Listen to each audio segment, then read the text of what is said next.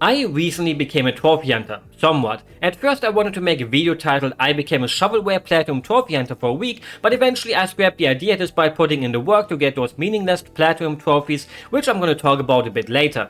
But doing that gave me the desire to get more and more trophies in actual good games, even though I already did that a few times. It's mostly like a talk video to enjoy my horrible Isaac gameplay in the background, since I haven't played it in a while and, just put the video into the background too. My very first platinum trophy was Demon's Souls, all the way back in 2013, over 10 years ago by now. Jesus Christ, time flies fast. The PlayStation 4 already came out that year too, and judging by my old PlayStation Network account trophies page, you can probably guess I haven't really played much on my PlayStation 3, with the exception of also getting the platinum in Dragon's Dogma and getting close to platinum in Dark Souls 2, which is my favorite Souls game. Just wanted to get my usual hot take out of the way. So the years go by and eventually I wanted to rediscover the PlayStation 3 library and play Drakengard 3, which never came out in Europe except on the store. I wanted to buy it digitally, even though I normally prefer physical, but I forgot my password and I couldn't recover it since I entered a fake birthday back in the day, and I just said, heck it, gonna make a new account since the old account had nothing on it anyways, except my 2 platinum trophies. In the end it was worth it since Drakengard 3 became one of my favorite games, and nowadays I own it digitally and physically. Yay. Now, take a look at the platinums I have on my new account. Yep, shovelware out of the wazoo, and wasted all my time on them since I never made that mentioned video out of it. But I streamed them, and when you have people you talk with while playing these kind of games, it's not even that bad. They have awakened this feeling inside of me though, to atone for my sins. They make me want to get the platinum in actual good games so I can hide these, and people won't judge me too harshly for only having these that everyone goes for since they're really easy ones.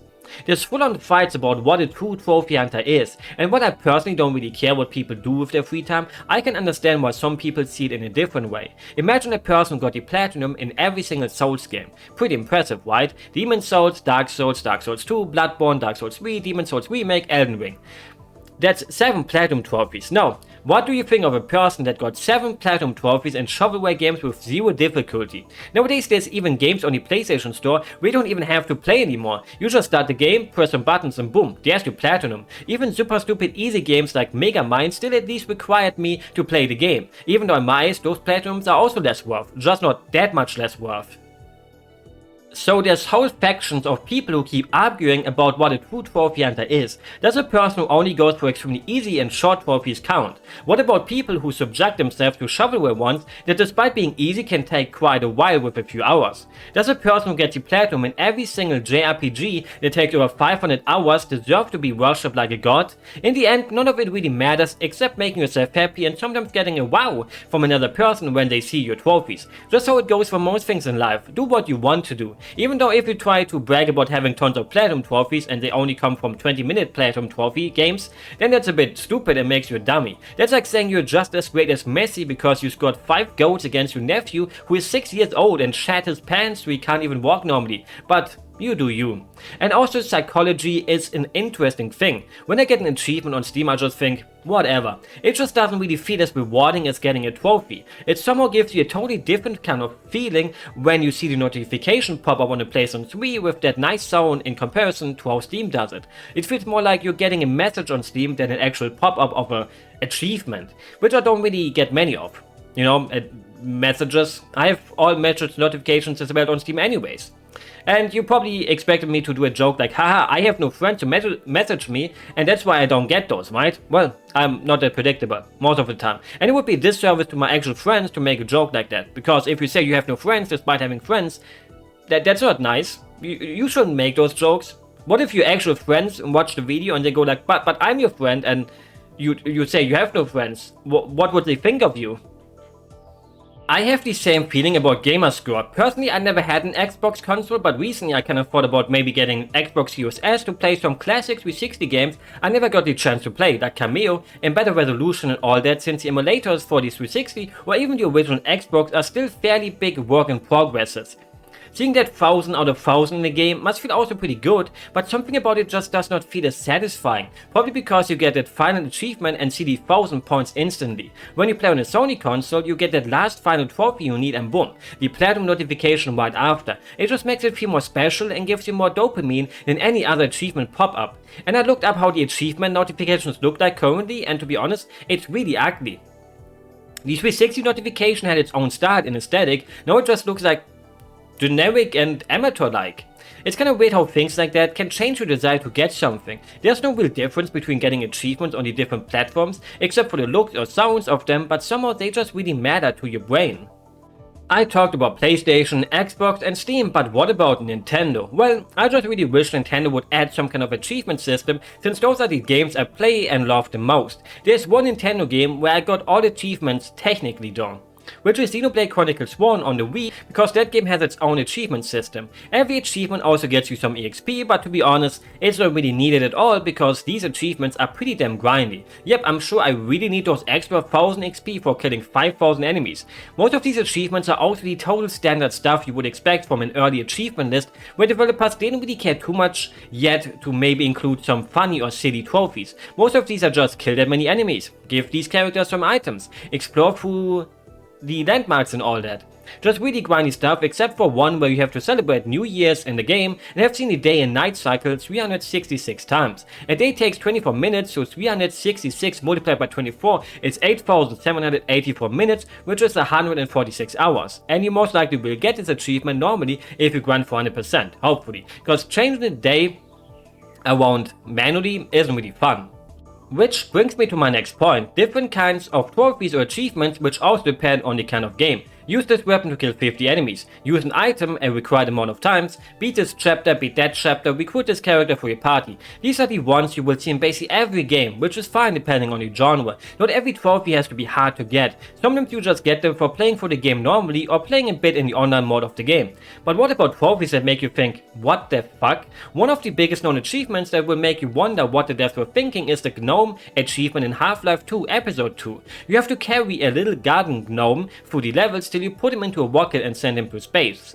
Which doesn't sound so bad if you don't know how this works. There's no real inventory except for weapons and ammo. Picking up an item means you can carry the item around, but you can't really store it. And while you have an item picked up like this, you can't use your weapon. So every time you see an enemy, you have to put down the gnome, use your weapon to get rid of every enemy, and then pick up the gnome again and carry on with him. It's not the hardest achievement of all time, but it's pretty annoying. But you just have to love it anyways because it's so silly and it's such a unique achievement.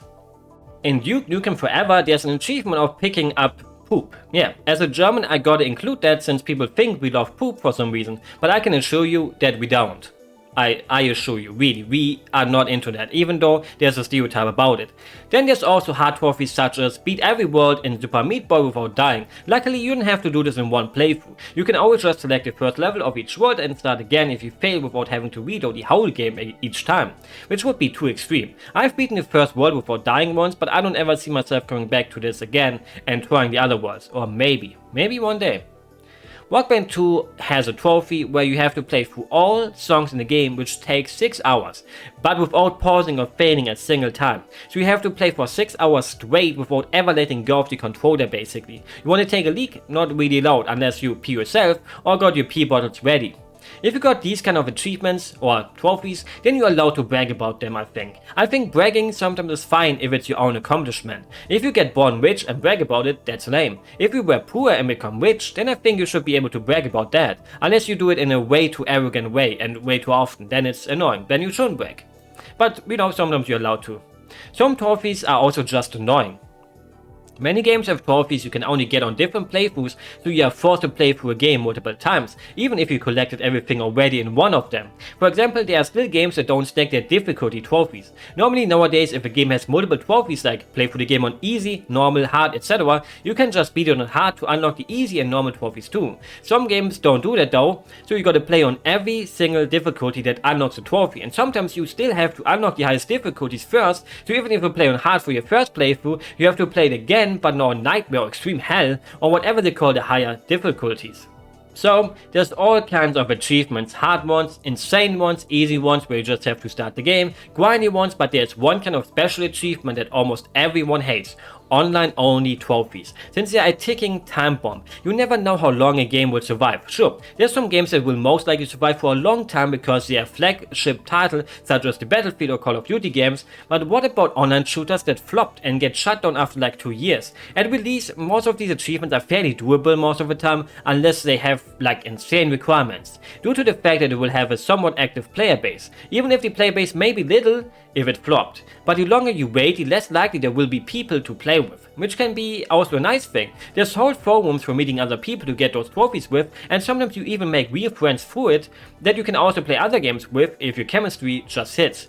When I did my Demon Souls Platinum trophy, the last trophy I had left was the one where you have to collect all rings for. The last one I needed to get was from the monumental that he gives to you if your character has a pure white character tendency, but I did not have that, and it would have required me a whole another playthrough or even two to fix that. So instead I went onto a forum, asked if anyone could drop me this ring, and I will even give it back when it pops my trophy. Luckily one person said, yeah, why not? So we arranged a little meeting and boom, my very first Platinum trophy was thanks to an online forum user. At that point I realized I could have also easily asked a person to maybe give me a pure blade stone to get another trophy, which is probably the most annoying one in the game because it requires an insanely rare drop and you have to keep killing the same enemy over and over till you finally get it, and when I finally got it I kinda got wet in my pants. Recently I even was feeling the itch for a football game and thought why not combine it with getting the trophies. But the only football game I could really find that isn't using online trophies was Pro Evolution Soccer 2014, and man, I hate what Pro Evolution Soccer became when they switched the engine to the PlayStation 3 and 360 one. You know, after they jumped from the PlayStation 2 to the next gen consoles at that time, it became so bad. Pro Evolution Soccer 4, 5 and 6 are still the kings of football games and will forever be. So currently I'm doing these trophies because they're basically just like win this league, win that cup, you know, win the Player of the Year award, and despite the game not being as great as the other ones, it's still okay. So, what are the best trophies to go for? Easy ones, hard ones to impress others, or hear me out, platinum the games you really love. It's always up to you. I personally see the appeal in all of them, but for example I wouldn't suffer for a game that I don't enjoy at all just for a dumb trophy, unless I do it on stream, because then at least I can still somehow have fun with it so people can enjoy my suffering. Video games are all about fun after all. If it's fun to you, go for some crazy trophies, yay. If it's fun to you to go for super easy trophies, yay. If it's fun, then it's fun.